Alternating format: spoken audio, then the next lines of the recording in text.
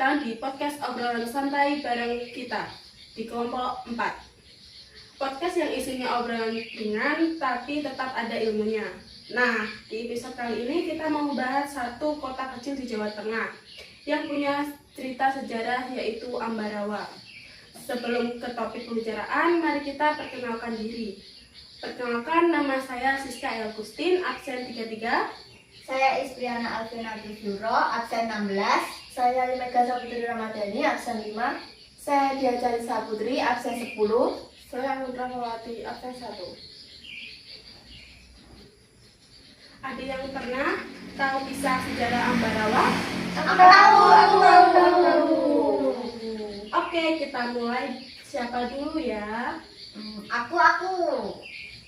Palagan Ambarawa itu terjadi pada tahun 1945 di masa awal kemerdekaan Indonesia. Waktu itu tentara sekutu datang ke Indonesia dengan alasan melucuti tentara Jepang.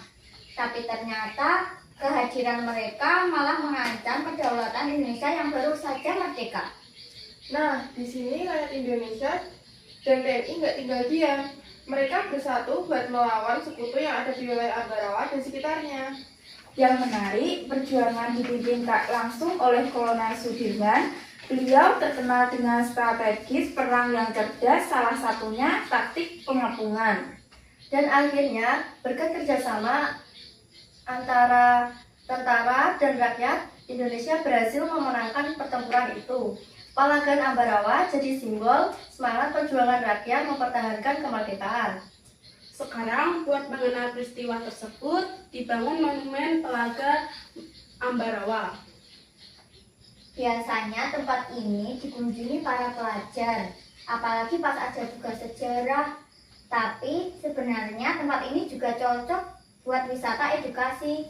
Di sana kita bisa lihat relief perjuangan, patung, dan menjelaskan tentang jalannya pertempuran. Kalau datang langsung rasanya beda. Kita jadi lebih kebayang gimana beratnya perjuangan para pahlawan waktu itu. Iya, jadi bukan cuma sekedar hafal tahun dan nama, tapi juga ngerti maknanya. Selain sejarah perang, Ambarawa juga terkenal dengan Museum Kereta Api Ambarawa. Ini salah satu museum kereta api paling terkenal di Indonesia. Isinya banyak kereta tua peninggalan zaman Belanda. Yang bikin unik ada beberapa kereta yang masih bisa dijalankan sebagai kereta wisata. Naik kereta tua itu seru banget. Kita bisa ngerasain sensasi naik kereta zaman dulu sambil lihat pemandangan. Biasanya rutenya lewat daerah yang masih hijau, jadi cocok buat foto-foto. Ngomongin soal suasana, Ambarawa itu terkenal sejuk dan nyaman. Karena letaknya dekat pegunungan dan nggak jauh dari rawa pening. Rawa Pening sendiri sering jadi ikon wisata alam di sekitar Ambarawa. Kalau pagi atau sore hari suasananya enak banget. Buat santai nggak panas.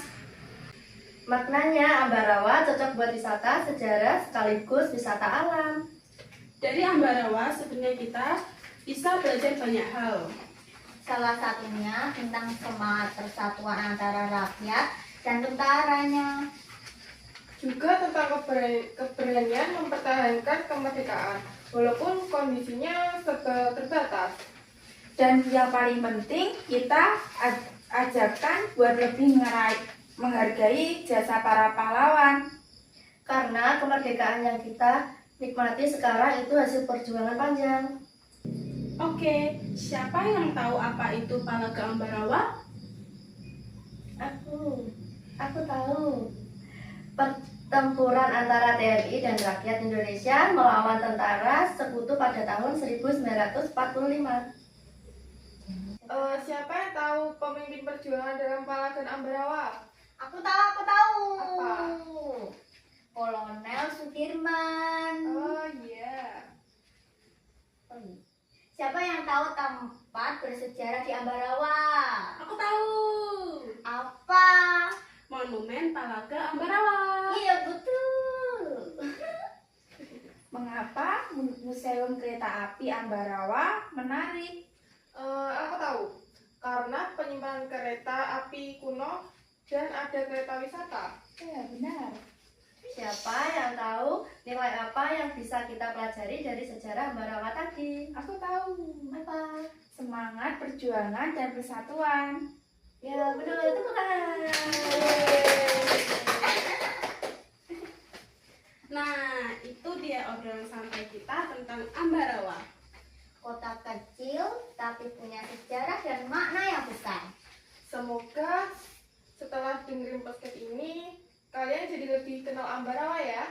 Dan makin tertarik buat belajar sejarah Indonesia. Terima kasih sudah dengerin podcast Ngobrol Santai bareng kita. Sampai bertemu di episode selanjutnya. Wassalamualaikum.